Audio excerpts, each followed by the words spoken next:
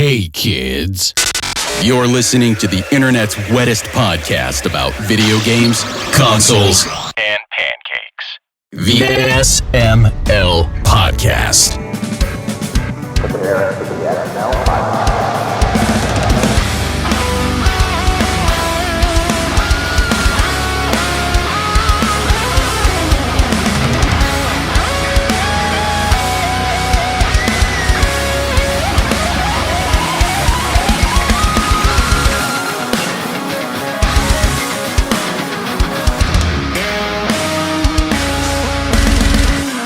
What's up, everybody? This is the SML Podcast. I am your host, Joe. We have a party cast, an old school party cast, because Chris is here, Pernell is here, Brooke is here, and Tim is here. Yay!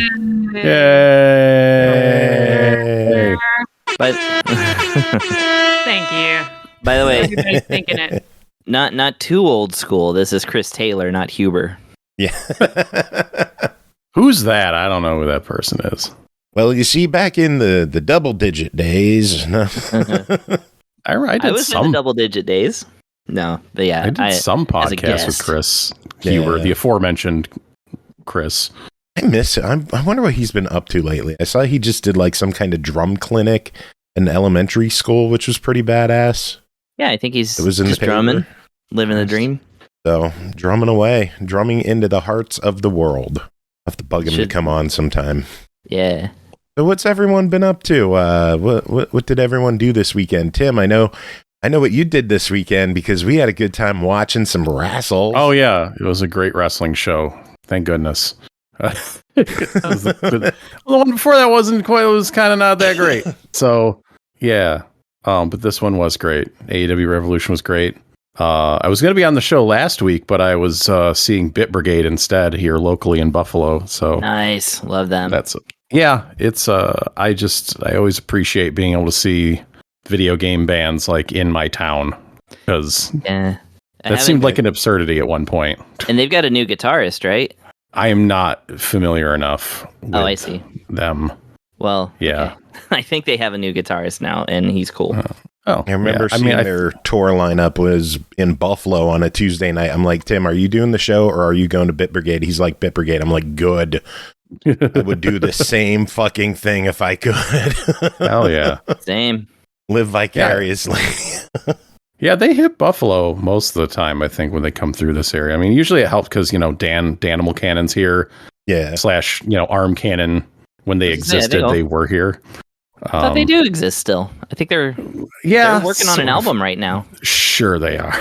So's Dan. I know they're working on stuff, and I know it takes a long time to get things together. It's not as easy when we were all in our 20s with no children or whatever. Well, as somebody who's always working on something, I feel that. Yeah. But yeah, no, it was cool that, Arm Cannon came up in Buffalo. I remember seeing them, like Dan posted on the X-Strike Studios forums. He was like, "Hey, so we got this little band and we played these songs and we got a show coming up. You guys should come check us out." So we did. And then began a long-lasting friendship. Yeah, pretty much. Yeah. Well, as of course, Dan was at the show last Tuesday, and he introduced me to somebody as he is the one who introduced me to MAGFest, because way back at like MAGFest 5 is around when that time was. Like after seeing Arm Cannon, we were like, Brendan, because that was who you went to at the time. You have to get Arm Cannon to play at MAGFest. You have to. But he'd already kind of set the lineup, but then somebody dropped out, so they got to come in and play the very first show at Thursday night, MAGFest 5. And then everyone spent the rest of the weekend going, wow, that Arm Cannon show was insane. And it was insane. When isn't an Arm Cannon show good, though? Yeah, but that was like a real coming out, because like a lot of people hadn't heard them before. It felt like, I remember like they finished their set and they're like, and like people are screaming for them to do an encore. I very specifically remember Mustin like yelling at them, like, "Stay right there! One more fucking song!" Like they were just like, "Oh, okay." It was great. Wow. It was awesome. But yeah, Bit Brigade also great. I really wish I could remember those old MAGFest days. I hate the fact that I've been losing my memory more and more in recent years, and it's all those good memories that seem to evaporate from being. My problem is just like they all mush together, like especially when there's 4. What MAGFest 6, 7, 8, 9 were all at the Hilton Mark Center. Yeah. So it's like all those memories are kind of like they're all the mushed same together. Event. Yeah. Not for me, because 9 was my first one. Well, there's things I remember distinctly about 9 because 9 was packed, and like I think that was the first year the Proto Men were there. That might have been the first time I saw Bit Brigade was 9, or it might have been 8. I don't remember. It was the first time I saw him for sure, and that's also where I met Joe. Were they playing Ninja Gaiden? They were, yes. Okay, then that was the first time I saw them, yeah. Nice. Yeah, so it's fun meeting Chris at MAGFest. That was, I think, we've only met the 1 or 2 times? I want to say 3 times at least. 3? Always at MAGFest. Yeah. Well, yeah, because I remember I met our mutual friend Tina because you were pushing her around in a wheelchair at one of the shows. That year. That was that was our second time. We hung out a couple times that year, and then the third time was 2017, which was the last year I was there. I don't think I remember that one. I think you were walking around in it's one of the ones where you were walking around in a bathrobe. I was in a bathrobe. That was like an early MAGFest. Really? It would have been. Wasn't like that Zangief cosplay, like weren't you in a bathrobe? I think that was at MAGFest 10. It was either 2016 or 2017, and I haven't been there since 2017. So maybe it was during one of the parties that were going on. Like it was like maybe. What was the themed party for the lounge that year? Yeah. What was it? The pajama party? Yeah, that was like 2014, I want to say. But I've come across you more recently than that in person, just in like the hotel lobby. Yeah. There's so many people I bump into at MAGFest that remember me and have vivid memories of me and doing things with me, and I don't know their name at all. It's because you're very tall. You're tall, so everybody just kind of looks like short people running around doing short people things. I'm tall and wide. I'm very noticeable. Yeah, because like I'm kind of tall, but you're taller than me by a good amount. I don't know. We'll find out at VGMCon. Yeah. The next time I'm going to meet y'all. Heck Tim, yeah. any word on you being able to make that yet? I'm not going. No way. No. I was hoping there'd be a way. I have work getting done on my house, and y'all getting done? Anything fun? How fun do you think bathrooms are? Medium fun. Okay. How fun do you think plumbing not leaking is? Ooh. I mean, plumbing not leaking is nearly my favorite thing. I love it when the plumbing is not leaking, and when the plumbing is leaking, it's the dirt fucking worst. I was gonna say that's among my least favorite things. Yeah. Yeah, it's bad. So plumbing can make or break your day for sure. Yeah. That's why they're all filthy rich. Yeah, I think our our house. This house was, I think, built in the 1940s. Which is almost 100 years ago now. It's like an 80-year-old house. But yeah, I think the plumbing is also that old, pretty close to it. So like, yeah, in the past like year and a half, the pipe under our kitchen sink just got a hole in it. And then the bathroom sink, I went to like remove the trap to get something out of it, and it just disintegrated. So it's just like, okay, well, and both of the times when that happens, it's just like, well, great. Well, great. So yay. Needs to get addressed before something more severe happens. But yeah, that I think, yeah. I mean, nothing's urgently wrong. I could just keep putting it off. Why not? Right? Hooray. That's what we've been doing to our kitchen sink. We just have like a paint can holding up a pipe. It works good enough most of the time. Oh boy. Every few months it'll pop off and you gotta be like, son of a bitch, guess we're wiping that up again. Should we call someone to fix it? Maybe next paycheck. Well, maybe you shouldn't be going to VGMCon either. Nah, I guess the sounds of it. I mean, that's the perfect time to escape from a house. Maybe. Well, we paid for most of VGMCon with tax money. Oh yeah, I need to get some of that. And we bought a fridge with tax money too. That was fun. Losing a fridge is always a good time. Yeah. I like our fridge so much. We bought one when we moved here because they lied about there being a fridge here. Our new And one has so- like an LED light on the inside, and it blinds us when we open that fridge. We need to Oh find a my way to God. change The ham is in 5D. it. Close enough. These soda cans are going nuclear. Oh, man. But anyone have anything else they want to chat about before we dive into some reviews? I know we got a bunch of games to talk about tonight. I'm not sure if anyone else had any fun week plans that they wanted to discuss. I hit my nuclear soda can quota of conversation topics. Everything else has just been Final Fantasy VII, and nobody wants to hear about that. I haven't gotten to play enough of it yet. I've just been busy. It came out last Thursday, right? Yep. I am now 32 hours into it. Oh, Yeah, wow. I'm like 4. Yeah.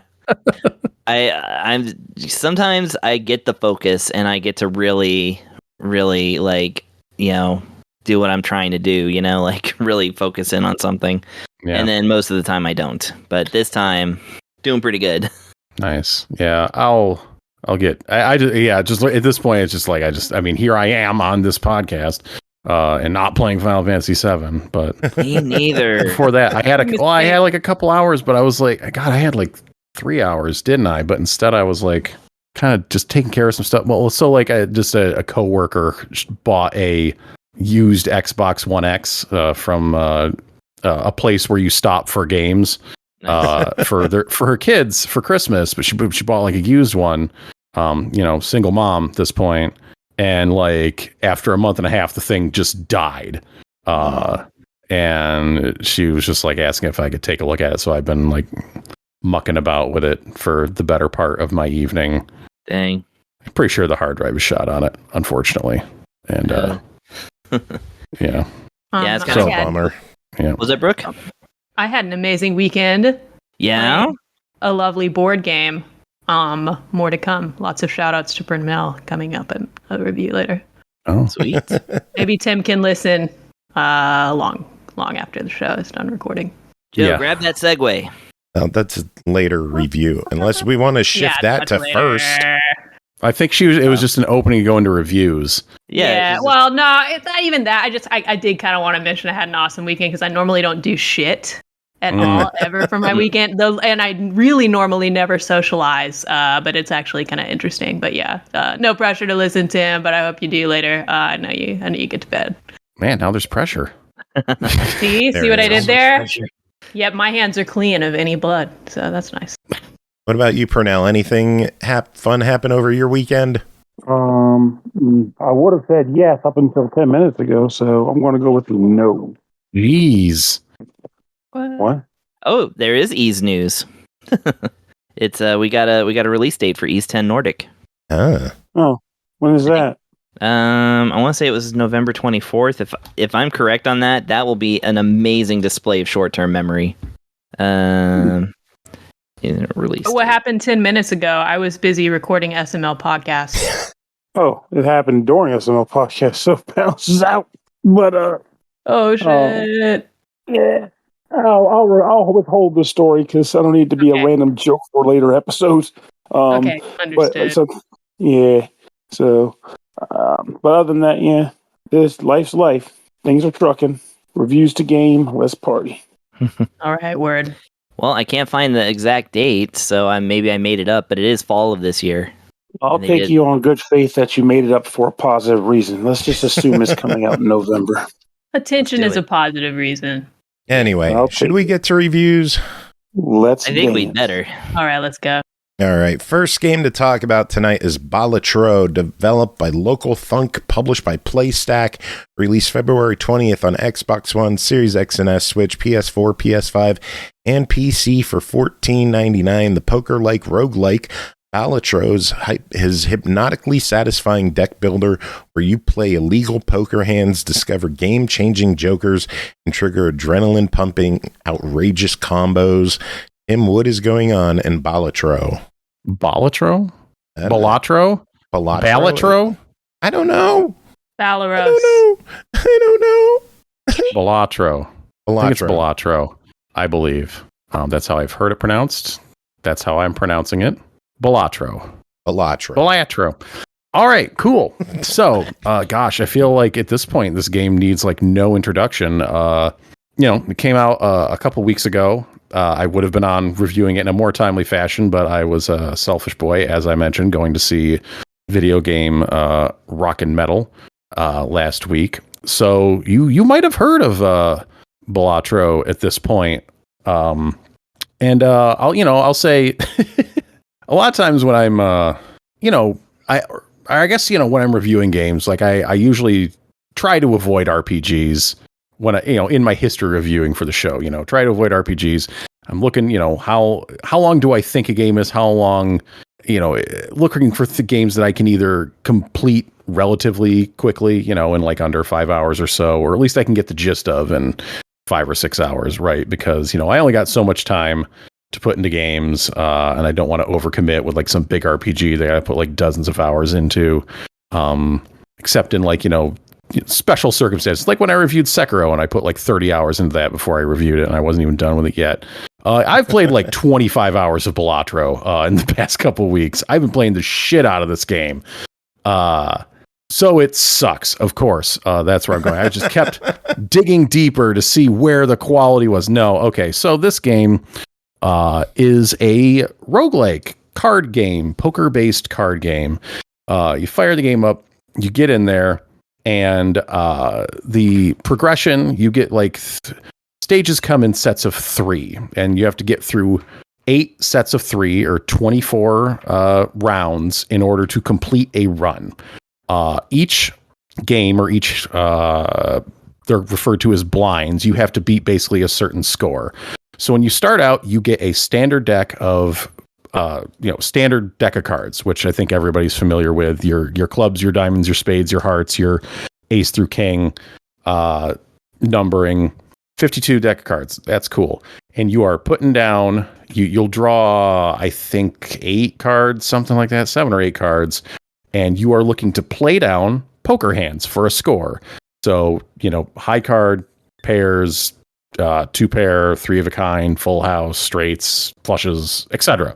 All that stuff. I think people are mostly familiar with poker in some capacity, even if they don't know like the exact hierarchy of the various hands. So you start out just playing cards, trying to hit a score. Cool. Just like real poker, right? And you got that hand of 8 cards. You have basically, you can put down 3 different hands, 3 scoring hands to try to, clear the score and move on to the next blind, as it were. And you get a certain amount of discards. So you might have a starting hand that has Jack Squad in it, and you're going to be like, okay, I'm going to discard anywhere from 1 to 5 cards and get some other cards in there, see what I can put together, and clear the blind and move on. Now, after you clear a blind, you get a certain amount of money just for clearing it, and like you get some bonus bucks for however many hands you have left, and you get to spend that money on basically cheating. The most prominent form that this takes in this game is there's jokers that will be for sale for the shop, and jokers can do a wide range of things to increase your score and start to tilt the odds in your favor. So you can get jokers that, it can be as straightforward as like, oh, anytime you play like 2 pair, you get this bonus. Or anytime you play like an odd numbered card, you will get a bonus, or an even numbered card. Or when you play spades, or when you play face cards, or when you play a particular combination. There's one that's like there's just all kinds of odd things in there. There's like one that's like a radio, and you get like bonuses whenever you play a 10 or a 4. Get it? 10-4. It's funny. Or you get a bonus for, like when you have 0 discards left, you get a bonus. Or if you don't use any discards, then you'll get more money at the end of the round. Or there's some that just give you money, or there's some that will like give you money. There's like all kinds of things, and you can hold 5 of them at a time. And then there's also tarot cards. And what the tarot cards do is they generally will change they change a card in your deck. So there will some like you'll say you have your hand of cards in front of you, like during the game while you're looking for stuff to score, and you can play one of those that will say turn up to 3 cards into spades. So you can start shifting your deck away from having 4 suits to having 3 suits or 2 suits or 1 suit. So that way flushes become super easy. Or you can put multipliers on certain cards. There's like a lot of different things that they have in there. Like you can turn them gold, so that if you're holding it in your hand at the end of the round, you get extra money. Or, like I said, it'll add to the score multiplier. It'll add to the multiplier in other ways. It could be wild cards, so it could be any suit. It could be there's one that's like a card. You can turn the card glass, so it will multiply the multiplier, but it might break when you play it. So you got to be careful with it. So it's like a higher risk, higher reward card. It can change the value of cards. It could be like, okay, here's this card. You can pick 2 cards and it's going to upgrade them 1 level. So suddenly, like, you don't have any 10s in your deck, but you have like 4 jacks or 8 jacks. Excuse me. They start with 4. That's not weird. 8. So you have more jacks. So you have more opportunity to get 3 of a kind, 4 of a kind, 5 of a kind, an illegal poker hand, yet it still counts in this game as something. Then they have these like planetary cards, and what those do is they upgrade the base score for playing a poker hand. So at a base level, say like playing 2 pair has like a base score of like 20 times 2, I think is what it might be. But if you level that up, then it becomes 30 times 3 or 40 times 4, and that's just for playing 2 pair. So you can sit there and upgrade 2 pair over and over and over again, and all of a sudden, like, you just need to play 2 pair to hit like a really good score. Then there's these other cards that are rarer, called spectral cards, and they usually have a bit more of a trade-off to them. Like they will turn when you go to play them, and these only turn up like in the shop. They don't just randomly pop up in the game. They'll like pull up a hand of cards and say like it will destroy 1 random card, but it'll give you like 2 aces with like special modifiers on them, or it will change all of the cards to 1 random suit. So you can't control it, but it could be really good, or 1 random number, or just other stuff like that.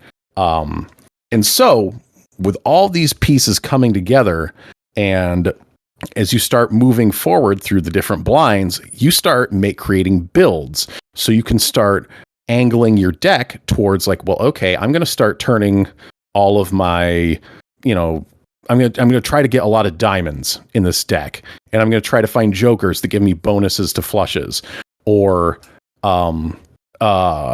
jokers that give me bonuses to playing hearts or diamonds.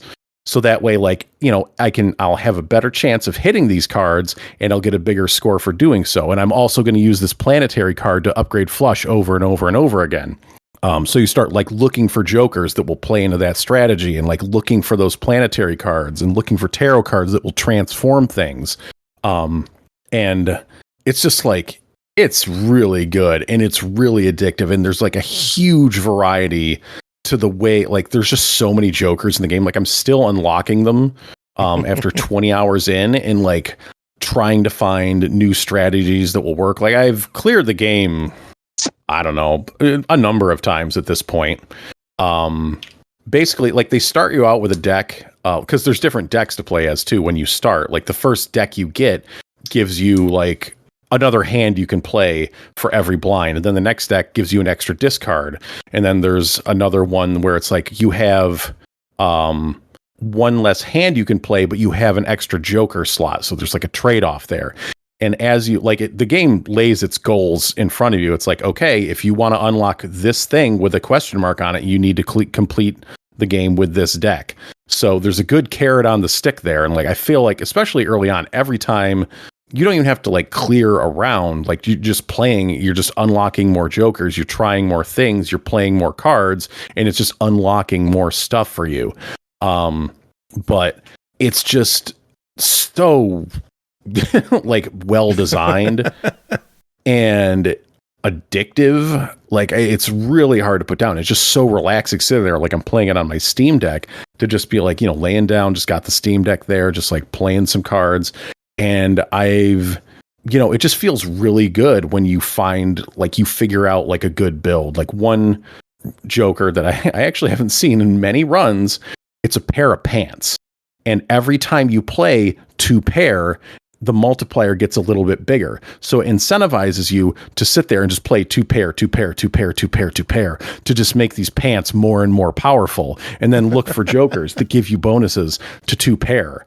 And one of the other things that I didn't mention yet is, like, for these sets of 3 blinds, there's a small blind, a big blind, and a boss blind. The small blind and the big blind you can skip, and it shows you there's like a little bonus tag you get for skipping a blind. So you don't even have to play it, and it gives you a bonus. So that means you don't go into the shop after, clearing a hand, but you might get like a pack of cards. It's like, okay, you can play 2 tarot cards out of this pack of cards, or it'll like double your money, or it'll make the next Joker in the shop like holographic or rare, or, guarantee that it's foil or something like that, which will have additional bonuses. But having like this pair of pants, it incentivizes you to like not take those shortcuts and bonuses. But I had to sit there and like, no, I got to play every single blind so I can sit there and play 2-pair, 2-pair, 2-pair, 2-pair, and build this up and build this up.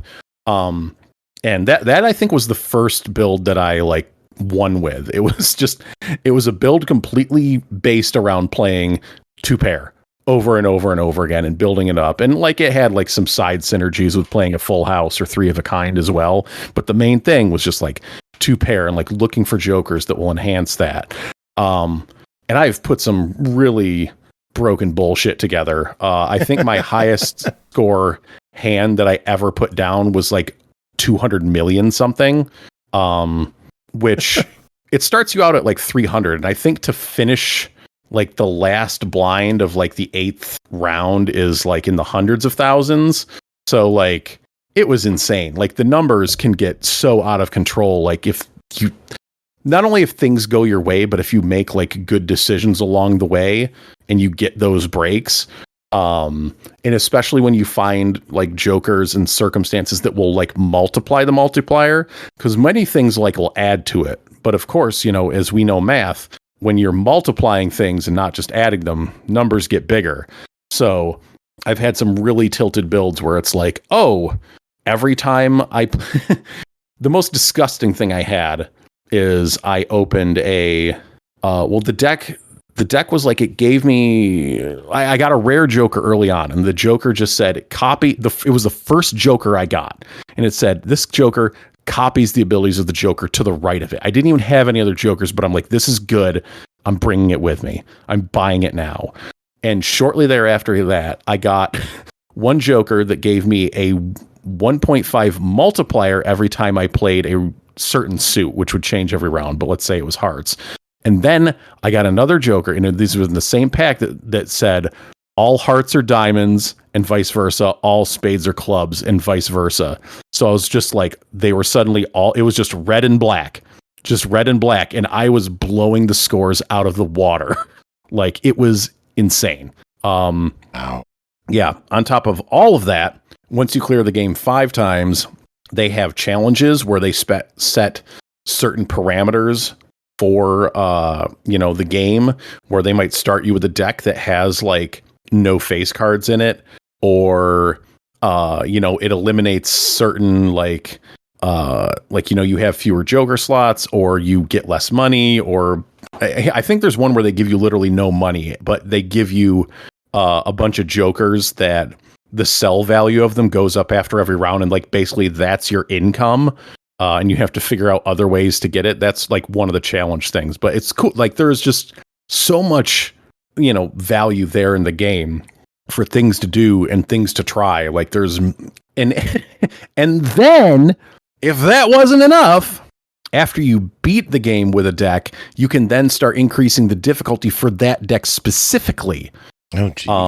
you can start like raising, I think they call that the chip value. Everything has fucking poker terminology to it, and it all runs together. But it's like, okay, well, now I need to beat a game, clear a game with a deck using like the red chip modifier. And now I need to do it with the red and blue chip modifier. So like any good roguelike where you start increasing the stakes after you finish the game, that has that. So you can keep chasing higher numbers and challenging yourself. And the entire appearance of the game has like this hazy, like video poker, but it looks good sort of feel to it. But it's like has kind of like this, it just like looks like a very clean CRT, and like the music is kind of like hazy, as it were. And that all adds to kind of that relaxing feeling, like when I'm just sitting there and I'm like locked into my Steam Deck, and I'm like, this is just sitting there, and just like the music's just kind of like, and I'm staring at the screen, trying to figure out my odds of like drawing some more diamonds or some shit on my last discard to see if I can clear the last boss blind. Oh, boss blinds, by the way, have like special rules to them. And I swear they like laser target your deck sometimes, but those can be like, this is where they can get you, like where you do a thing where like, okay, I'm going to overload my deck with spades so I can get good flushes. And then you run into a boss blind that's like all spade cards are disabled, which means they don't score, which means you're screwed.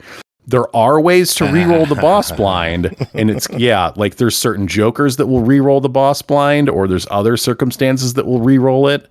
So there's ways to get around it if you plan ahead, and sometimes you have to get a little bit lucky, but sometimes it's just like, well, you got me. Or it's like you can't play the same hand type twice. So it's like, oh shit, I was relying entirely on flushes. Now I can play one flush, so I need to make it good. Or you have 0 discards, or you can only play one hand. That's got me a few times because I've been like playing like, I don't know, because I played some decks that it's like, okay, sure, yeah, one hand. That's what my build is built around. I need to hit one really good hand and I can make it through.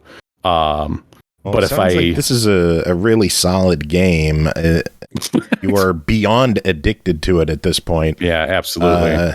It clocks in at $15. What are your thoughts on that? I mean, like it's absolutely 200,000% a buy it. My only caveat is like, man, you should really buy this on a portable system, because like I just can't. It just feels like playing it on a TV is not the way to go. Because if you're playing it on Steam Deck or on a Switch, not only do you have it portable, but you also have a touch screen for just moving the cards around, which is like optimal. Yeah. So it's like, playing it on a TV is kind of the worst way to play this game. Still great, but I think for an optimum experience, you want to shoot for something you can play portably. But I mean, there's practically nobody I wouldn't recommend this game to, unless you have like an immense disdain for card games and poker and roguelikes. If like you hate the exact things that this game is, even then, like you just might dig it. But cool. 100% a buy it. All right, sounds good. Tim, that is it for you. Thank you as always for coming on and chatting with us. Happy to join. I'll be sure to catch up on the later part of the show later, but I'm going to go start winding down, probably by playing some Balatro. Nice. Kind of figured that was coming. Yeah. Have any final words before we let you go? No, I don't. All right. Night, Tim. Good night. Good night. Have a good one. Next up, Garden Life, a cozy simulator developed by Still Alive Studios, published by Nacon, released February 22nd on Xbox One, Series X and S, PS4, PS5 for $39.99, coming to Switch March 14th. Using appropriate gardening techniques and your creativity, bring an abandoned plot back to life and experience the joy and peace that cultivating your own garden brings. Brooke, tell us about your time with Garden Life, a cozy simulator. Oh man, I saw Garden Life coming up, upcoming games, and I was like, cozy, no questions asked. I'm gonna give it a shot. And I don't know what I was expecting from this one, but I want to start by saying I was not expecting as much as this game gives us. Like, it is a lot. When I was checking this game out, I wasn't just interested because it says cozy. That's a big part of it. But I also wanted it because it clearly from the screenshots had some really beautiful next level art. Specifically, the plants and the characters in town you interact with in this game are just way too gorgeous. And typically, those two things alone are enough for me to love a game. That's all I care about. When I play Stardew Valley, I pretty much water my flowers, my plants, go talk to everybody in town, then I go home and go to bed. Is there combat in that game? There's caves? Damn, that's crazy. So yeah, garden life seemed right up my alley for a nice, chill play. I started the game and I was greeted by some truly beautifully, incredibly well-designed characters in a beautiful town. My garden is located outside of town. They're telling me why I'm here, and it differs a little bit from your average, here's a new plot of land to farm, game where your grandfather died or whatever. I have technically moved to town because someone did pass away, but it wasn't my relative.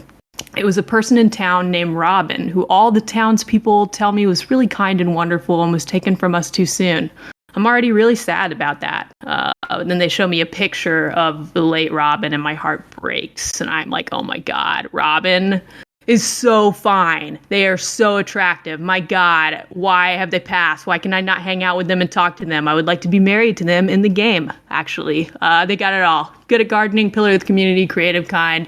Walking around looking like that, the townspeople were right. If you only know anything about Robin, so we wish that they were still with us. Now, if you don't want spoilers for the first couple in-game weeks in the game, tune out now. What I'm about to share with you happens pretty quickly after the beginning of the game, within an hour or two. Once we get a rundown on the situation that brought us here, it's time to check out the digs, our new garden. And it is stunning. It's heartbreakingly beautiful. Hey, can you guys hear me? Sorry. Yes. Okay, my bad. I thought I cut out for a second. It's stationed along a we just peaceful lost country Chris. road. Yeah, I panicked there. You know, I was having some mic and PC issues as I moved in, so thanks for confirming. But yeah, so once we Chris get a is rundown, the one having issues. Ha ha. Friggin' Chris, dude. Oh my God, that guy. Get your shit But yeah, together, Chris. come on, Chris. This is my life, my garden Chris's life, dude. internet provider. Please. It's like he voted, so I guess he's all right. Anyway, so once we get a rundown on the situation that brought us here, time to check out the digs, our new garden. It is exquisite. Freaking love the art in this game, if you can't tell. It's stationed along a peaceful country road next to the bus stop we rode in on, and between the road and a nice bubbling creek, even with animated fish in it. There's a broken bridge going across the creek where we can eventually expand our territory across the way. For now, as many cozy growing plant resource and time management games go, it's time to clean up this farm. So we pick up some rocks, we weed some weeds, but they don't disappear. We can use weeds to make compost, fertilize our plants, to make them grow faster. We can turn the rocks into decorations, either by reutilizing them as furniture pieces themselves, or as material to craft new furniture pieces and decorations we can place anywhere. Because it turns out a big part of this game is crafting, furnishing, decorating, placing furniture and plants and decorations around your property. And this game is 3D, first person, and we have a lot of freedom where to place things.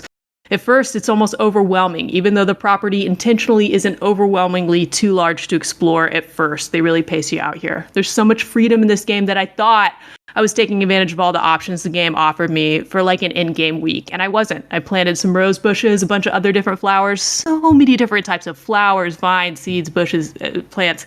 This game is nuts. There's different variations of flowers and colors you can cultivate slowly over time by hybriding seeds. I haven't seen most of them. Anyway, I was told to mostly get rid of all the weeds, but the leaving a few isn't bad for pest prevention, which is interesting. There's so much to do to keep the plants in the garden all alive and happy, but it's not hard, and it's not too monotonous for me at all. We gotta water them, of course, but we also have to keep pests off if they pop up. We also have to regularly prune the flowers, which doubles as getting us flower cuttings from the plants. If we cut off a blossom, maybe slice off a nice long stem rose from our rose bushes, we can use that flower later in a bouquet. Just one of the things we could do with it. We could craft at our crafting station. Then we go to town to sell that, to make more money, buying more seeds, more special tools to use in our garden, of which there are tons of colors and fun holiday varieties with different skills. We can buy furniture, materials to craft our own furniture. This game can go in some really different directions here depending on what we want to focus on the most. But like many of these games, we're guided by some quests of things people in town want from us just to start us out. We start knocking out these quests. One of the first quests is to build a wooden bench with squirrel carvings all over it so this one lady from town can come sit down in our garden sometimes. Yo, this squirrel bench blew my mind. I was like, First of all, crafting's really fun. I was like, wow, this is really cool. Like, it just started sinking in. Like, they didn't just make me make a folding chair. Like, even the first piece of furniture I make is just intense looking and funny, but pretty and cute. So it started sinking in for me how deep this game is. I mean, I built this thing. It's intricate. I have a total freedom over where I want to place it, anywhere in the garden. I can rotate it once I place it, not just in like 4 directions, like any direction. This is the real deal. There's not a visible grid here, to say the least, when we're decorating. And I'm just like, whoa, this looks so good. And I'm leaning down and I'm admiring it. And then I hear someone else say right behind me, wow, that does look pretty good. And I look up and guess who's talking to me? Yo, it's Robin, the extremely sexy they, them I've been crushing on that we met at the beginning of the game. Aren't they supposed to be dead? And Robin goes, boo. And then they start laughing and then says, sorry, I didn't mean to scare you. I'm friendly, I promise. I didn't want to overwhelm you when you got here first day because I thought like a ghost might be a little much for you, but I think you're ready now. By the way, no hints from the shop or the beginning of the game that anything supernatural might happen in this game. And this is kind of where it kicks off. So he's like, they're like, oh, great job on my garden so far. By the way, you're doing way better than I expected. And oh my God, if Robin could see me in my living room playing this game, they'd be like, yeah, I'm gonna go back to heaven now because this girl is creepy. She is too thirsty for my ghost ass right now. Because I was like jumping up and down, went and got Carrie. I was like, Carrie, it's Robin. Remember Robin? And Carrie's like, yes, I do. Oh, great. Robin's a ghost. Cool. And I'm like, if you don't believe I had this reaction for real, you can visit my social media where a few days to my friends, I was posting about how excited I was. Ghost Robin in this game when they showed up. My partner is like, okay, we get it. Robin's back. Can we just move on? So you can tell I've enjoyed this game. Before we go into official rating here, I want to mention this game is so real, just even outside of my own eccentricities that clearly take off in this game. It is very deep. It isn't just deep story-wise or time sink-wise, but also in the gardening itself. I don't have time tonight to talk about all the crazy things you could do in this game. I have not played that many 3D simulator games before, and I know Joe has more experience in those than me, so I wasn't sure what to expect, but even after I played it for a while, I was not expecting this level of magical garden realness. Let's just talk about pruning flowers. By the way, all the sound design and ASMR noises we get are top-notch in this game. Very relaxing and stimulating. Anyway, I'm used to games where you walk up to the plant. If you're gardening, you press A if you want to water it or whatever. So I thought watering the flowers in the game, pruning the blossoms, was going to be the same thing. But I noticed that sometimes I wasn't pruning blossoms, sometimes I was. Once I had to start selling flower bouquets, this is frustrating because I thought either the game was bugging out or I'm not guaranteed a blossom every prune, which would make sense. Like maybe every time you prune with your shears, there's a dice roll chance that happens behind the scenes to see if you get a big juicy rose. Well, I was wrong. That was me not expecting this game to be a physically real space with very real looking plants.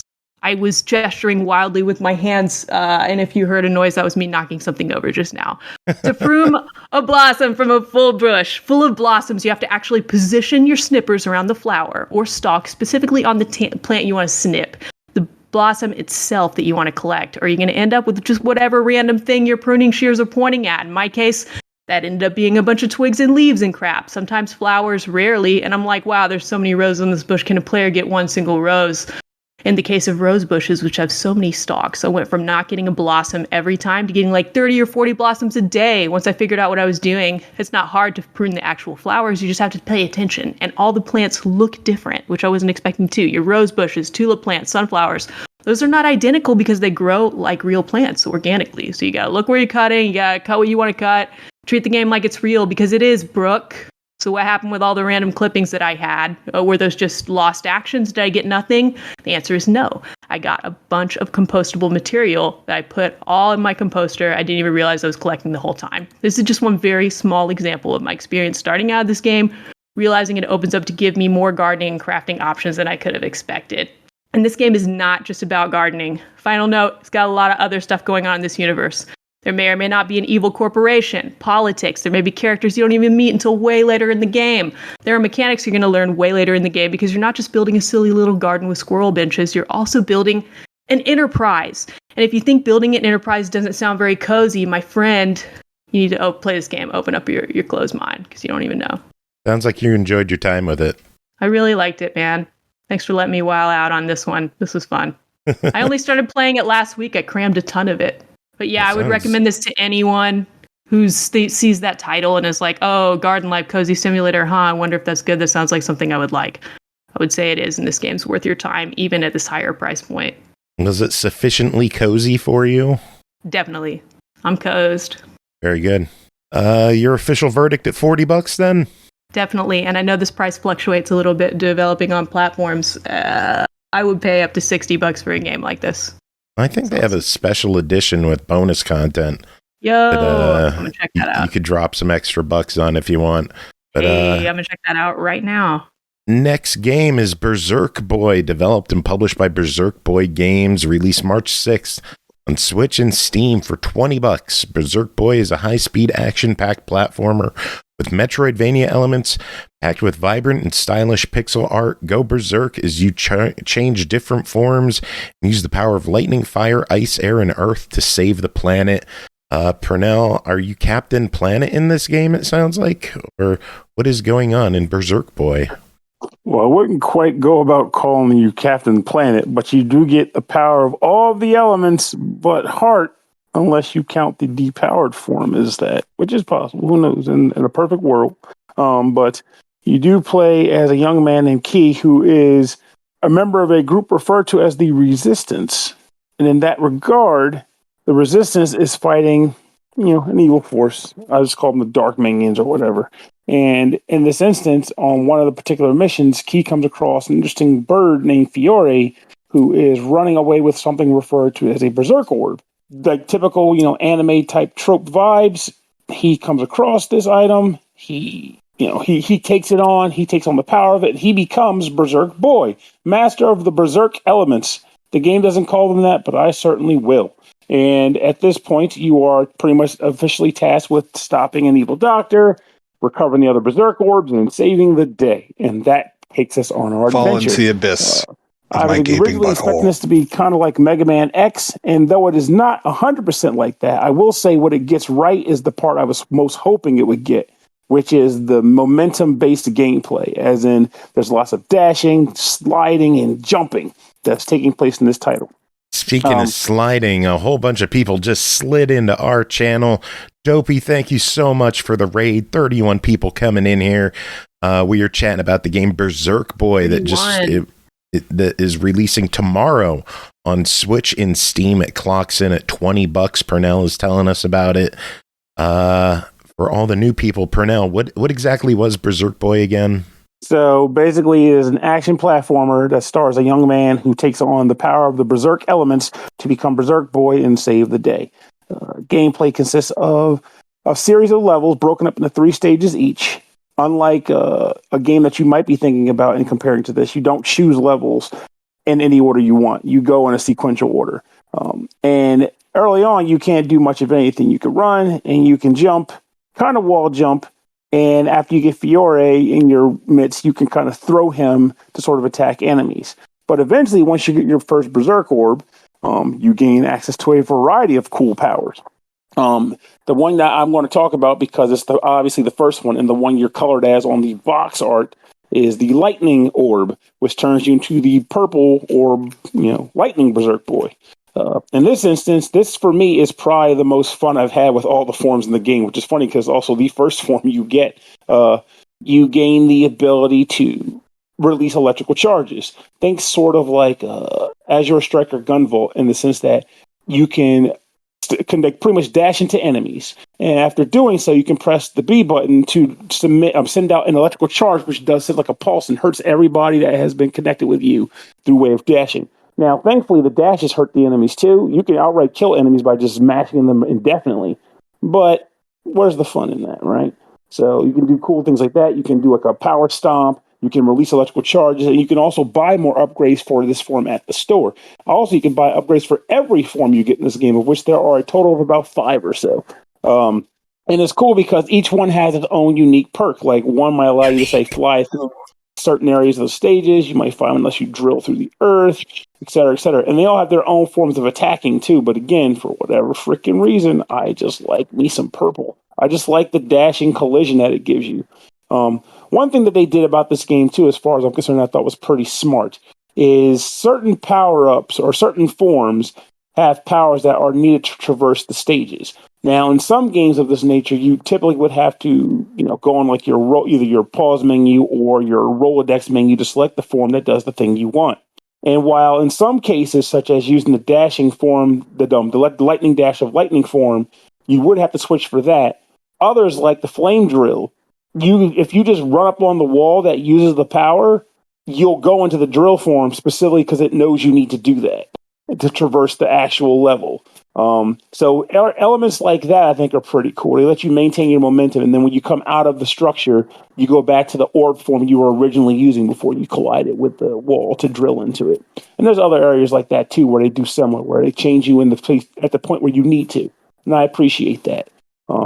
During levels, you're exploring and beating the snot out of robots and other enemies, but you'll also be looking for resistance members that are hidden throughout the stages, which are used to unlock various gates that are, strewn throughout certain levels. Like, let's say, for example, each level there's a 100% resistance rating you want to get. Think Mega Man X6, how that game had robots hidden in different areas of the stage that you could rescue. Though unlike Mega Man X6, it's fun to find people in this game. You also don't have to worry about them getting hijacked by evil viruses. They're just chilling, waiting for you to rescue them. And if you do, your resistance gauge goes up, which lets you unlock certain doors, which lets you access more secrets on the level, including certain emblems you need to collect. What they do when you collect all of the emblems on the stage, well, I won't tell you, but it's something pretty nifty. It is actually worth collecting the collectibles in this game, and I can state that, honestly, because they all have a genuinely cool purpose as far as, like, progressing your enjoyment of the game. When you get to the end of a level, you generally end up fighting a primary boss, and by beating that boss, you will gain access to a new orb, which gives you a new form to further explore into the game. And of course, you can take that form back to older stages to unlock more of the secrets on the levels that you've already surpassed. Ultimately, I feel like this game is an outright gem.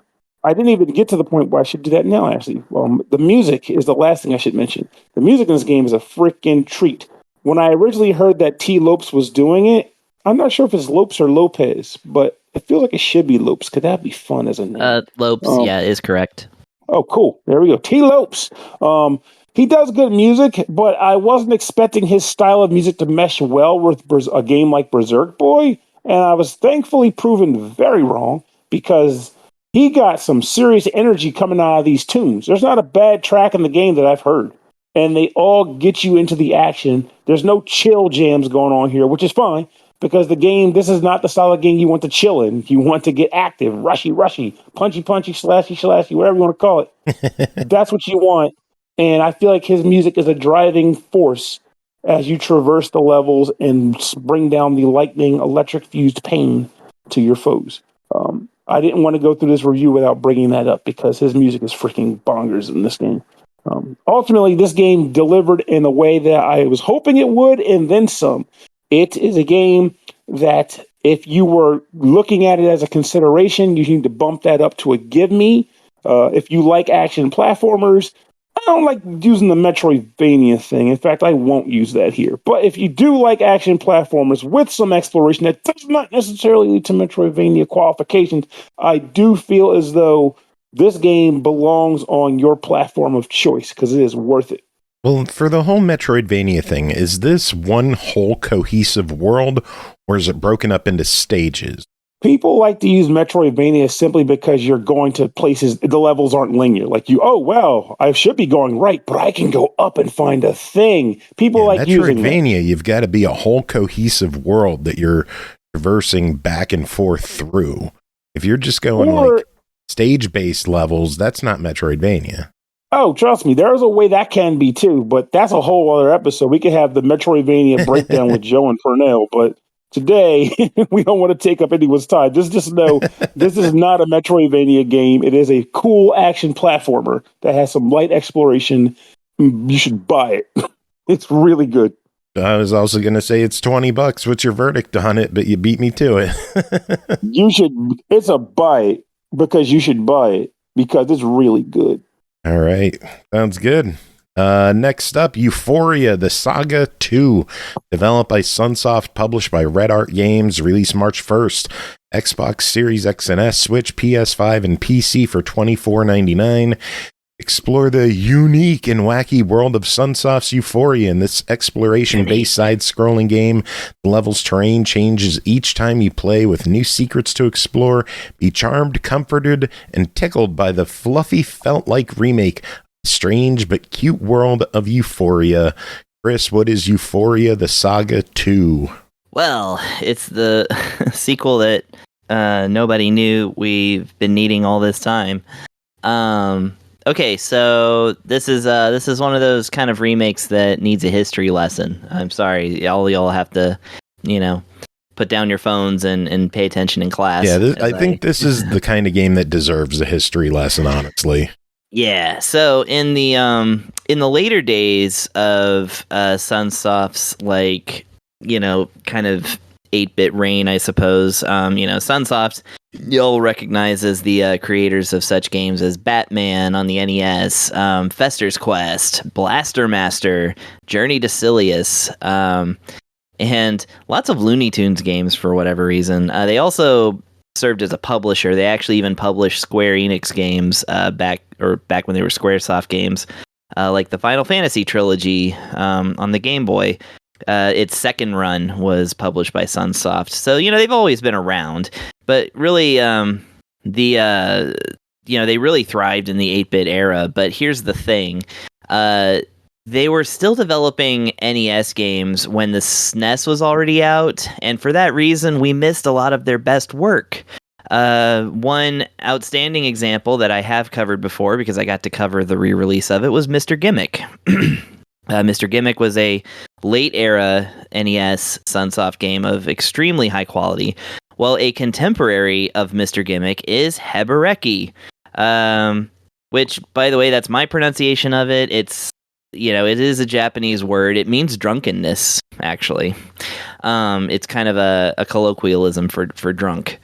But anyways, Hebereki was a series of games basically around the time that Sunsoft was trying to develop a mascot. I mentioned this in the Mr. Gimmick review. So a lot of the games that Sunsoft developed in-house at this time were like kind of games like this, where they had these cute characters and, interesting, obscure situations and stuff. And Hebereki was basically the one that won. Did it win distribution in the United States? Not for a very long time. But this game was, oddly enough, released in Europe. And the original game, which was an action-adventure game on the NES, like I said, in 1992... 91, 92, let's just call it that. Anyways, 91, 92, SNES was already out and already doing great. In Europe, they actually did translate this game into English, changed up a couple of things, which is odd, and then released it as Ufouria the Saga, which makes about as much sense as a title as Hebereki. Well, then they proceeded to continue releasing sequels, and Hebereki, or the character of Hebi, which is the main character, who is a little albino penguin, which I might as well say right now, one of the things that they changed when they turned Hebereki into Ufouria the Saga for European release is they changed the little penguin into a little snowman, and they changed his name to Bop Louie. And Bop Louie, but his name is Hebi.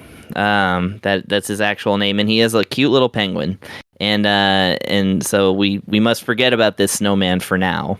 But yeah, so like I said, after Hebereki / Ufouria the Saga, Europeans only saw one more game, which was Hebereki's Papoon, which was released in Europe as well on the SNES. And then after that, they just kept coming out with games. They came out with like a handful of other games, almost all of which, are either puzzle games, and were released on everything from like the PlayStation to the Saturn to even the Wonder Swan, Neo Geo. And one was a racing game, which is actually kind of cool. I really want to play that. I actually only learned about it recently, so I haven't had a chance to try it out yet. But yeah, they had a racing game too, like around the time that Mario Kart was big. So you can well imagine. So yeah, in the US, we never got to hear about this guy until the Wii's Virtual Console with no with no ceremony at all, just released the European Ufouria the Saga as a virtual console title on the Wii. And that was the first time we got to actually try it in the US officially. I say officially because obviously emulation has been a thing since the actual 90s, and this game, while not as well known as even Mr. Gimmick, which wasn't even a game that sold as well, but Mr. Gimmick is a little bit more has a little bit more notoriety, probably for its expansive like physics and sound engines. Anyways, but Hebereki has a cult following among emulation enthusiasts such as myself. But yeah, the official release of Ufouria the Saga was on the Wii and then the Wii U, and then nothing else. We haven't seen a Switch release of it. There's never been like a physical release of it. There's no official repros or anything like that. I mean, but SUNSOFT has decided that they're coming back, and what they did is they only went and developed a whole ass sequel to the original Hebereki, which is officially Hebereki 2, Ufouria the Saga 2. This is the first game in the series, again, that started in 1991, that is an action-adventure game. I'm just going to go ahead and say Metroidvania. I'm not ashamed. Wow. So that's the history leading up to the game, including letting you know about Bop Louie, which I'm glad I got to do. So thank you for indulging me there. So let's talk about the game we're talking about today, Ufouria the Saga 2. Well, this game is a 3D, it is a sequel, but since the original doesn't really follow a story, this doesn't super follow a story either. It's Mario-esque in the sense that it's the same characters having roughly the same adventure as last time. But the thing is that the construction of the story is perfect for this kind of gameplay, because it's heavy along with his three other friends, and what you have to do, and this is what you had to do in the original game, is you have to traverse different stages and different locations in order to actually do battle with your friends who have been possessed by this evil black goo that seems to be polluting the place. And once you free them of that, then they join your party, and you freely get to swap between characters, and each character has different abilities that are going to open up new areas of the map. Nice and simple. Worked for Teenage Mutant Ninja Turtles 3: The Radical Rescue on the Game Boy. It works here. You didn't have to fight the other turtles, but you did have to fight a boss before you unlock the turtles. I hope that the comparison made sense to every gamer who has definitely played both. Although you have no excuse not to, because they're both on the Switch. So there you go. But anyways, so the cast of characters is the usual kind of characters that would accompany a albino penguin wearing a woolly blue hat, such as Mr. Heavy. We've got Ochan, who was named Freon Leon in Ufouria. She seems like she's a cute cat, but don't be fooled. She's actually a girl in a cat suit. For some reason, she is hanging out with all of these animals and just fitting right in. Nobody even mentions that she's a human.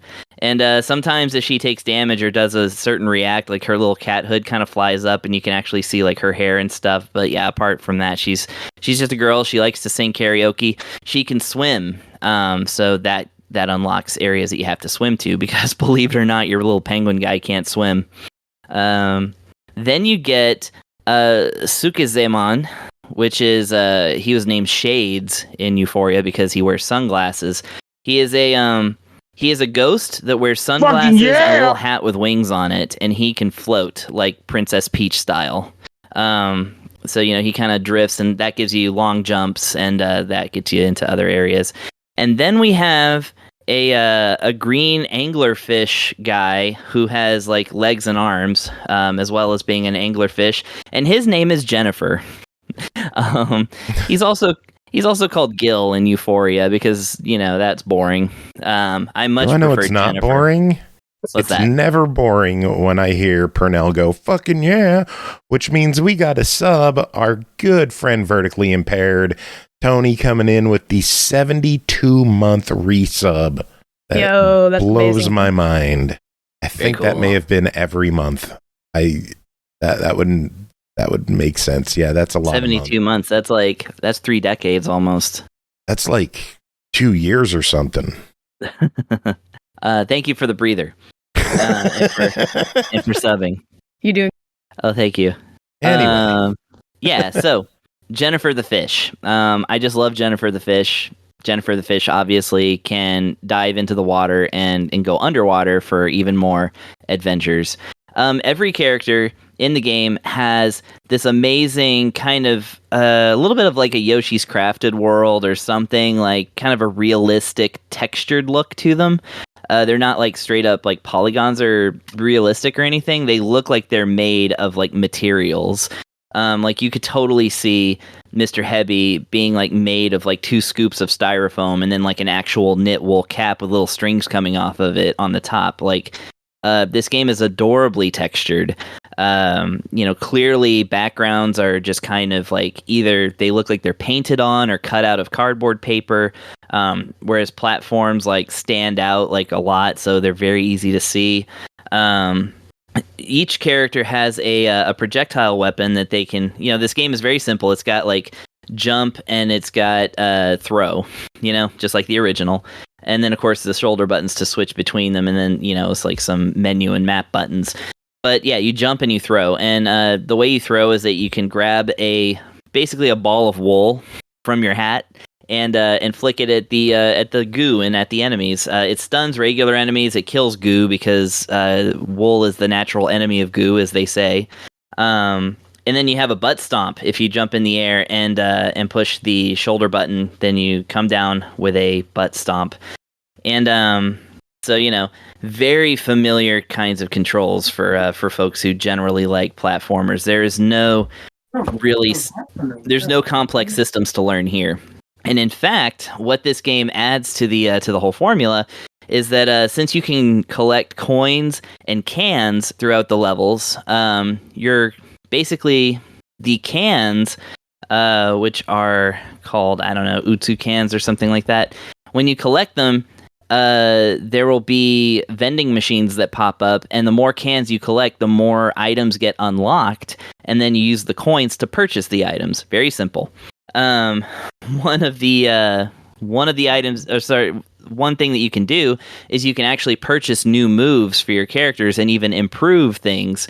One of my favorites is a technique manual that you can purchase called Butt Book, and it shows it, and the cover of it is all 4 characters' butts, and it says teaches the secrets of the perfect butt bounce. So I appreciate that you can get that out of a vending machine. It's very Japanese. But yeah, you can purchase healing items, you can purchase extra hearts, anything that you want. Now, of course, these coins are going to be pretty scarce in the levels themselves, so what you can do, instead of just running through the same level and grabbing up all the coins like really boringly, what the game has provided for you is the fact that every time you enter the level, it shuffles it around a little bit. So it's actually, while it's no harder or easier than the last time you came through, there will be different things in the levels. And as you unlock more stuff from the vending machines, more side levels and secret levels and like all kinds of other things will become unlocked, including extra challenges, challenge rooms, the ability to re-challenge a boss, all of which give you the rewards of more cans and more coins. So you're progressing through this game, swapping between your characters and using their unique movement powers, to get through. But actually what you're also doing is you're constantly collecting and constantly saving up for like the next cool thing that you want to buy to make your adventure easier, more fun, and more interesting. All of this is set to a basically the soundtrack is largely original, but it does reuse a lot of Naoki Kodaka's, which, by the way, that's a name you got to know if you're a fan of Sunsoft. He's the composer for Blaster Master, Journey to Silius, Fester's Quest, etc. But yeah, he's known as one of the greats in Japanese 8-bit composing, and his soundtrack for Hebereki is amazing. And they remastered it and kind of remade it for this game, and so you'll hear a lot of references musically to the original game, and I really, really like that touch. Lots of dialogue between the characters. I was mentioning that the game has a crafted look. Literally all of your character portraits and the character dialogue is done in perlers. So What? yeah, perler beads is That's really cool. all up in this game. So I found that to be an extremely nice touch, and I've never seen that in a video game before. So I'm a big fan of that, and I'm a big fan of this. Unique thing to do. It is, yeah. I would say that it is the classic definition of the word unique. Yay! Yay! There you go, Thimber. That's your shot. Ufouria, the Saga 2 clocks in at $25. What are your thoughts on this thing?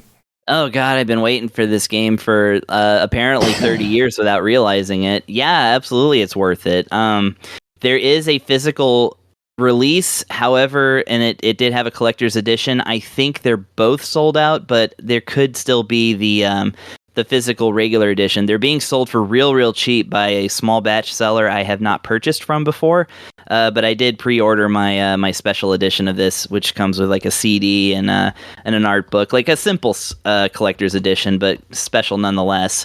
So I hope that won't take 5 years to get to me, but anybody who wants to go the digital route, $25 is well worth it. Obviously, I would say go the physical route if you can. It's not much more expensive, but it may not be available at this point.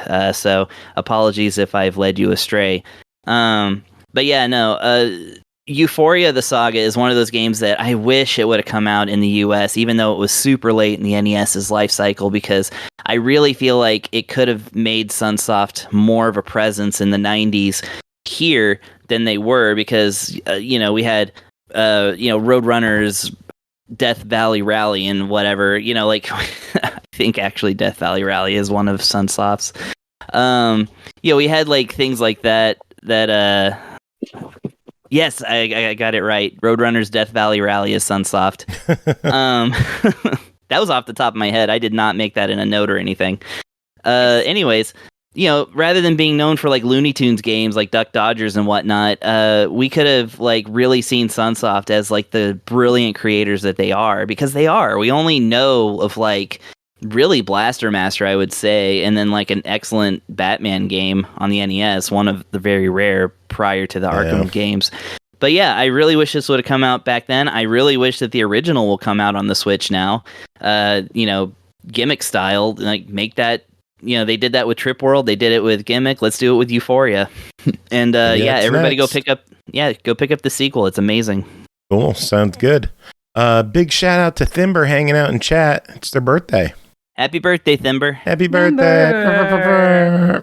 What cheap game do you want for your birthday? Think about it. Now we'll just sit. We're just gonna sit here and wait the whole time until the Twitch delay goes out, and then forgot about the that answer. We sit here. All right. Oh no! It's happening now. It's happening now. We're too deep in to have this end now. Now we just have to sit here and wait for Thimber to be like, I want this game for my birthday, and we'll be like, I hope you get it. And instead, we'll just be sitting here waiting because Thimber's not saying anything yet. Happy birthday to Thimber. Happy birthday to Thimber. Happy birthday, dear Thimber. Happy birthday to Thimber. Thimber. Hey, we did it. Thimber, I'm so sorry. I'm so sorry I did that, man. I don't know why I'm like this.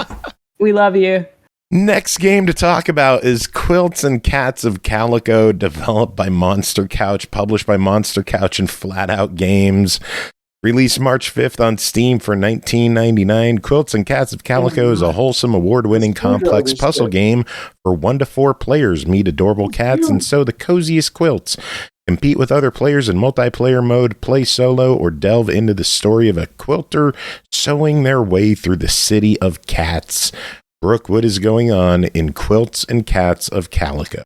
Well, first of all, if I may, Joe, I just want to say, may the cats be with you. Like my Aunt Agatha used to always say. I mean, I believe in the cats. I'm religious. I'm not crazy about it like her. She's always walking around holding a big cat Bible. She's always got decked one out right in her now cat with me. tools. I know, Say hi, man. Jolly. Say hi, Jolly. Oh, no. Whatever. Yeah, my aunt, she's always decked out in her cat jewels, praying and crap. Her entire personality is worshiping the cats. But you know, that's not super weird since she lives in the free city of Tom Kitty that's located, as you know, in the kingdom of Scratchington, where you and I are talking right now. But yeah, I mean, I give Aunt Agatha a lot of crap, but truth is everybody here in Tom Kitty City worships the cats. I mean, the whole town is built around our #1 export, Quilts, blessed by the cats themselves, to keep the cats in our favor. So maybe I'm the weird one here. Hi, I'm Brooke. You're probably wondering how I got here. Sorry. You're probably wondering how I got here. Talking about worshiping cats and whatnot, because if you listen to this review tonight, you may be checking this out because you've played the board game. And that doesn't sound anything like this. Calico is just a cozy board game where you sew a quilt that a cat might like, and you try to get the most points out of it, of you and your friends, see who makes the best quilt at the end of the game. And to that I say, wow, just a quilting board game. I guess that's what a non-believer would say. Someone who's played the board game, but not the story campaign of the digital Steam version. But you know what? I can see why you'd say that because it just came out today. You probably haven't played it yet, but I have. Now let's chill for a second. I'm going to call this Pernell Corner. Get a little serious tonight because we have none other than Pernell with us on the show tonight, also here to review games. But Pernell isn't just a game reviewer. He's also my friend. And, like I used to be until recent years, a fellow board game enthusiast and collector. It is no secret that I have a sick collection of board games. I used to be quite into them. Why used to be? Well, past few years have been a little hard on me socially. I have always had issues socializing, but I moved away from all my friends at Texas in 2018. Pandemic happened, of course, in 2020, and then the last couple of years I've learned I have ASD, which makes a lot of sense in retrospect, but has also made me very self-conscious about my mental and my social struggles, and especially real time, that have led me to step back on my board game hobby, because I have honestly developed some really serious board game learning anxiety, especially live in group while people are waiting for me, watching me. So many ways to mess up. Pernell knows this because I've confided in him about how I used to love board gaming. I was that guy in my friend group long ago. I even got my partner into Uwe Rosenberg games in 2012. But recent years, you know, they've been tough for me. I'm finding my footing now again. I have been trying to make myself take that dive back into board games. And when Joe dropped Quilts and Cats of Calico in our team chat here, asked if anybody wanted to review it, I said yes, because as y'all know, I take pretty much any game with the coziness, any cat game, no questions asked. I've got a lot of cat games under my belt at this point. Thank you, Joe, by the way. It's funny how many people on this show are like, I want the cat game. We love cats. Yeah. Because Chris really wants the cat games. You want the cat games. Bree wants the cat game. I want the cat game. We're all cat game enthusiasts. There's almost enough to go around for all of us too. So yeah, it totally is. Like it's amazing. I got so many cat games. Like you can have so many cat games because I am so full. Not full yet. I could use a little more. There's always room for a little more. Anyway, so I noticed this was a digital version of a board game, and it looked kind of cool. I felt the board game itch coming on because truth is, if I liked it and I bought this game IRL, it would be one of 2 board games I own about building a cozy quilt. So I took it. I told my partner about it because we share a love of board games. And he was like, oh, Calico, Quilts and Cats of Calico, like the board game Calico? Our new neighbors, his friends who we mentioned a couple weeks ago, we moved out here to San Jose a couple weeks ago to be closer to, actually own that game. And I think it's one of their favorites. So I took a deep breath and I asked Carrie if he would bring them over last weekend so I could try it and compare it to the digital version. That's right. Pernell, I asked my partner to set me up and play a new board game in a group. My idea, something Pernell knows I have been avoiding for like 4 years now. My partner's head. I did it. His head exploded. It was really gross. His friends who have been wanting to play board games with me, but have been also sensitive to my anxieties, were also amazed. And lo and behold, Saturday rolled around. They brought it over. We started playing. Now, I've been playing the digital version right before they came by, but I still asked them to teach us the game fresh from the beginning, so we'd all be on the same level here. We began to go over the rules of the game. Each player has a personal board that looks like a quilt of cute patches with different colors, patterns, and different combinations of the two. The edges of the quilt are complete, but the middle spaces have to be slowly filled in as the game goes on. We get patches. We can choose to put on our quilt in whatever style or order we want. Whatever we think looks pretty, we can do. But in order to get points and win the game, we want to get an assortment of different little sets of matching quilt pieces, either matching with color or pattern based on 3 spaces on your board, randomized each time, that show you had to max out your quilt to get the most points at the end of the game. There's a little marketplace of patch tiles in the center of the board, and we each start with a random 2 patches of our own. We take turns placing 1 patch, taking a new patch from the market. We keep this going until everyone's quilts are totally complete, and that's the game. So there we are with our 2 patches each, staring at a little marketplace of patches and ready to start the game. I finally speak for the first time in the group that day. I say, wow, such bounty lays before us tonight. Look at these beautiful patches, man. I've never seen anything like this. You know, back before my father disappeared, he taught me how to sew. Back then, all we had to our name was 8 spools of thread and assortments of needles and buttons. And they're all looking at me, and I'm like, what? Oh, sorry, man. Just RPing it a little. Ignore me. Please continue the rules. Little did they know, I was reading screenshots on my phone of the campaign I was playing in the game. So we kept learning the game. In addition to the basics of how to take our turn and fill in our quilt, we can gain bonus points throughout the game by adding a special buttons to our quilt. When we combo out with 3 same colored patches or more, we can even get a rainbow button. So I went, oh, I see. This is a rich people game. Yeah, I get it. See, after my father, who taught me how to sew, left for the war, he never came back. We assumed the worst. That's when I had to go to Aunt Agatha's house to crash with her. Joe, this is really from the campaign. This shit's intense. But she's super rich. So it's fine. She doesn't even notice I'm there. Yeah, people in Tom Kitty City sure have a lot of fancy buttons. Everybody's like, what the fuck is going on with her? Why does she keep doing this? They're like looking at Carrie. We keep learning the board game, which is the same mechanics of the digital game, by the way.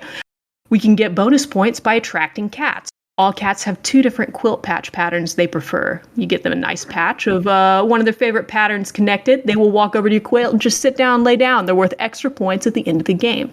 We learned this rule and they're like, oh, how cute that the cats come over and sit on the quilt if you do the thing. I'm like, yeah, it's cute now, real cute. We'll see how cute you think it is when there are human lives on the line. Because we're at war, baby.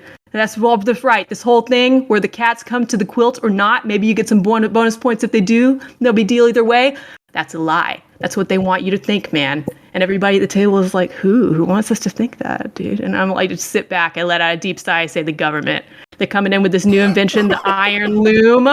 Now it can make quilts in a matter of minutes. This has never been done before. And they want you to think these quilts are fine. They think that these are as good as the cat-blessed quilts of old, but they're not. Cats don't even like these new quilts they got coming in here, taking our jobs. And if you didn't notice around here, the cats, they're the ones with the real power. And now everybody at the table at my house is like laughing. And I'm like, yeah, laugh it up. It's going to be real funny when you end up like my Uncle Frank, who spent the very last of his military allowance on one of those newfangled iron loom quilts because he was trying to cut corners. And one of our friends said, well, what happened to Uncle Frank? And I just slowly drew my finger across my throat. And we began the game. And we had a wonderful time. I had a really great time. I don't actually know if Frank is actually dead. I mean, he's dead to me. But obviously... I really enjoyed both the board game and the digital campaign of this game. It may be based on and around the mechanics of a real-life board game, but it's also a video game with cats. So final note, you may be asking yourself, can we pet the cat? Yes, we can. Any of the cats that show up in the board game portion itself, when they show up in the game, in the digital version, we can pet them. And we can pet them in all different kinds of ways. There are more cats than that in the campaign, though. For instance, our AI opponent is none other than a cat paw and arm that snakes across the screen to take a piece from the board whenever it is their turn. Yeah, and I had a wonderful weekend. Sounds like you had a good time. I want to take a quick second to appreciate this one Steam review. It says, plays exactly like the board game does. Fun game to wind down and relax with. The cats look a little creepy, but they're doing their best. I can see that. I think they're cute, but they're like, what the thing? Like the cats are animated, and they're animated in a lot of ways. Like they've got ball and socket joints and stuff. And I'll just let you know, they're doing their best. I did. They're just a little guy. They're just a little guy. Oh, yeah, this is one. So, Quilts and Cats of Calico is $19.99 on Steam. What do you say? I'm gonna quote a song my friend Will wrote Saturday night after they realized I was quoting the game. He goes, "Take me down to Tom Kitty City where the buttons are big and the quilts are pretty." And we've been saying that like nonstop. But yeah, as a board game collector and player, I think this is a fantastic game. Both physical and digital version. I think if you have the board game version, it is worth it to still own and still get that digital board game. One of the people we played with Saturday who has played the hell out of the board game, who owns it, bought the game today when it came out because I was going on about liking it, and she is loving it. Buy it for Cat's sake. I played it 10 times solo with Carrie since we played it in a group, and I'm out of my funk now. So, gotta thank the game. Very cool. All right, we got one final game to talk about tonight that is called Time Rift, developed and published by Dolores Entertainment. This one is coming out March 8th on PS5 for $9.99. Time Rift is a fast-paced puzzle shooter. You're a hacker turned security tester, but your skills will only get you so far. To take down global megacore Volco, you'll have to manipulate the flow of time. Pernell, what is Time Rift? So, what is Time Rift exactly? So, this game is a straight-up puzzler that has a kind of light narrative dropped on top of it that gets a little bit more involved as you get further into the game. The general idea is that you are Alex, an individual coming to work for Volco as a tester, a security tester, stress tester, as you may call it. And the hacking, as you would call it in this game, is done in the form of the actual puzzle game. The game does a job by utilizing the training individual, who goes by the name of Sarah, to explain the company's security protocol using, honestly, fairly legitimate lingo. But at the same time, that lingo is still something where I'm like, what about that? Just show me the puzzle mechanic. And yeah, I'm going to just tell you from first-hand experience, if you're like, I don't want to deal with that jargon, it doesn't matter. The game is easy to pick up once you play it. And I think they do a very good job of conveying the jargon. And I do like the dialogue that Sarah has for the player. But the premise is that, or as far as the gameplay goes, is that you are controlling an icon inside of a cyberspace environment. You are constantly being chased by a firewall, like a visual impression of a firewall. That means that the game is auto-scrolling. And as you progress through the level in the direction the game is scrolling, you might come across, this is called a diamond with a specific segment pointing in a specific direction. Let's say a diamond that's pointing up. If you touch that icon, the firewall will now be at the bottom of the screen chasing you upwards, and the screen will be scrolling, from top to bottom. So now the direction has changed. So you'll now be moving up, and that could happen going up, down, left, or right, any of the four cardinal directions. And as you're doing this, you're ultimately trying to navigate to the exit of the level. If you can get to the end of the level, you win. Now, obviously, what I might not have conveyed at this point is that it's not just a corridor. There are pathways in this space that is constantly scrolling too. So you might have to navigate a zigzag pattern of hallways or something before getting to the arrow that's going to turn the screen up. And if you don't navigate it before the firewall catches you, well, boom, you're done. Now, that's the game at its simplest, but they keep adding complications to the game. So you might want to collect cryptocurrency units. That is considered sort of like a bonus payout if you collect those. Think of it as just, the MacGuffins that lets you get a perfect score on beating a stage. But again, they call them crypto units.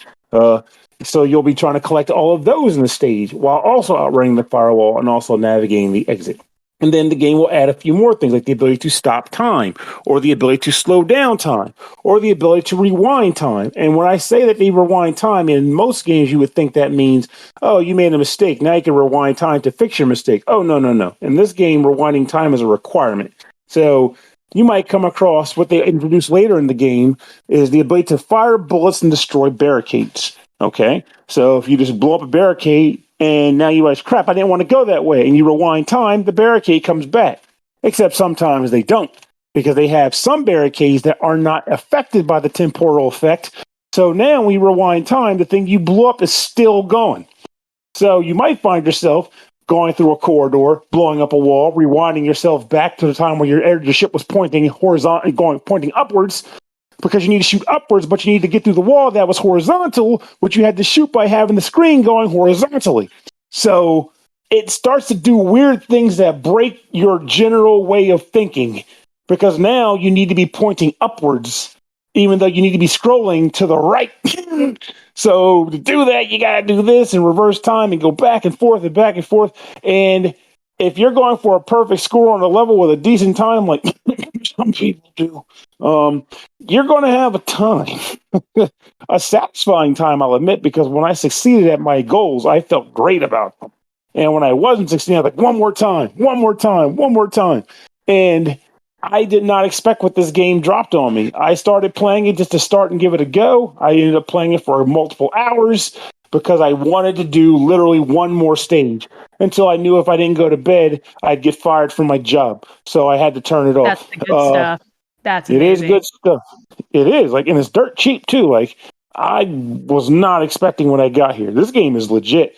Again, the story is minimalist in the sense that it's all talked through. Every once in a while on the stage, you'll get Sarah giving you some dialogue about, her training or some other stuff I won't talk about because that's kind of spoiling where the game does actively go. And then eventually you'll get to scenarios where you'll be communicating through text message as well. So it's interesting how that works, but it does enough to give you some sort of a purpose behind your cyber delving, puzzling needs or goals. I think this game is great. And it's a very unique puzzle game. There it is. I said Unique. it. Unique puzzle game. In that unique puzzle game in the form of its mechanics and the way it flows. If you look at screenshots do not do this game justice. I think it needs to be seen in motion to truly understand what makes it special. But once you see it in motion, you ain't going back. You're only going forward, then back for a second, then forward again, then stopping, then doing a bit of a twirl, then going through the exit with 17 out of the 18 crypto units. So you'll go back and do it all over again anyway because you want that perfect score. This game is worth it. What's your thingy there, Joe? What you do? What did I do? No, what's that thing you do? Give me the thing. Oh, man, I got to talk now? Yeah, you do. I know. Time Rift is $10. What do you... I think Time Rift is really good. You should buy the game. But unless you don't have the money, in which case you get it on sale. But then if you don't get it on sale, that's okay too, because the game will still be available. Damn near. Okay, y'all. I was feeling like I was having a stroke there for a second. Don't play Time Rift. It's like a kid. Play Time Rift. It's good. And if you're in the market for another game from Dolores Entertainment, I believe they are also releasing their title In Celebration of Violence on I like that one. On PlayStation on the coming weeks as well. So I don't know if anyone's interested in covering that. Maybe we could take another look at it. I mean, I covered it already, and I downloaded it on Switch and still I haven't played it on Switch yet, but I did play the version I reviewed. What kind of game is that? Top-down action roguelike hardcore. Action roguelike, top-down action roguelike. Yeah. Okay, that might be up my alley. So yeah, let me know, I guess. Cool. Well, that is it for this episode. We made it through another one. Thanks to all of y'all for being here, hanging out, keeping me company during the whole time. Thanks to Tim for coming on, doing his thing. Always good when he comes on to hang out with us. Thank you to my internet service provider for only cutting out once and not for one of my reviews. Shout outs to barely serviceable service. The only kind available nowadays. Yeah. Pretty much. Music this episode. What should we play? Some T-Lopes, I guess. How about some EarthBound music that one of us may have created? Ooh. Someone special. Well, I'm in the process of it. Wow, rough crowd. Talk about Joe. Oh, me? My EarthBound music? Yeah. I'll play something from Bound Together again. I don't care. Right. That's what I'm talking about. All right. Here's some EarthBound music. Anyone have any final words to end the show? EarthBound to a place where kids can dream. Fuzzy Pickles. Seconded. We literally have a button for that. Fuzzy Pickles. Oh. There it is.